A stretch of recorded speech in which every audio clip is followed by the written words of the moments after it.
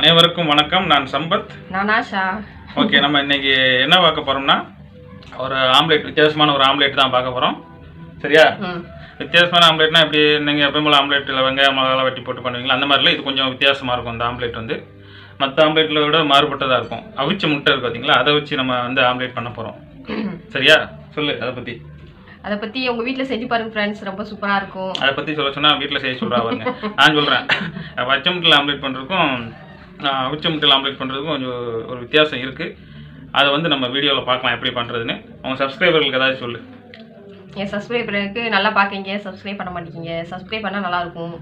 அப்புறம் என்ன, வாங்க வீடியோக்குள்ளே போகலாம். ஓகே, எப்படி பண்ணலான்னு பார்த்துடலாமா? ஓகே, இப்போ என்ன எடுத்து வச்சுருக்கேன்னா, அரை வெங்காயம், ஒரு பச்சை மிளகா வெட்டி வச்சுருக்கேன். அப்புறம் வந்து ஒரு முட்டை அவிச்சு வச்சுருக்கேன். தேவையான அளவு சீரகப்பொடி, மஞ்சள் பொடி, அப்புறம் தேவைக்கு ஏற்ப உப்பு. அப்புறம் வந்து நம்ம சீவுறதுக்கு இந்த சீவல். சீவுறது மாமா.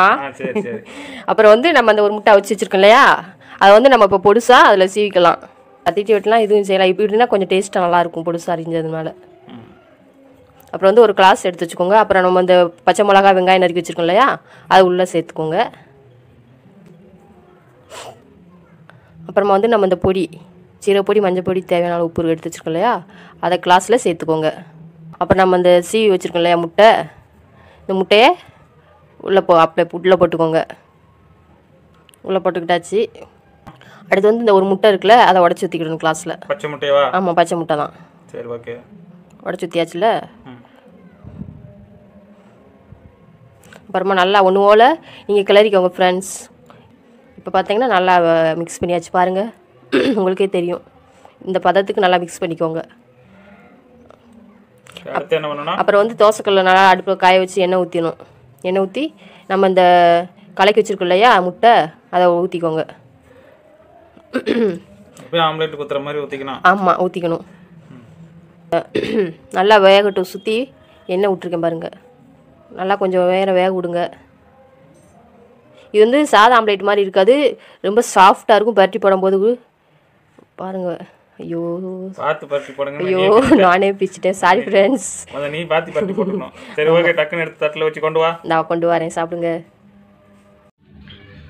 ஓகே நண்பர்களே, இப்போ வந்து எப்படி பண்ணுறதுன்னு நீங்கள் பார்த்துருப்பீங்க. ஆனால் ஒரு சில பேர் நினச்சிருப்பீங்க, ஏன்டா அதுக்கு 2 முட்டையை வச்சு 2 ஆம்லேட் போட்டுக்கலாமே அப்படின்னு நினைப்பீங்க.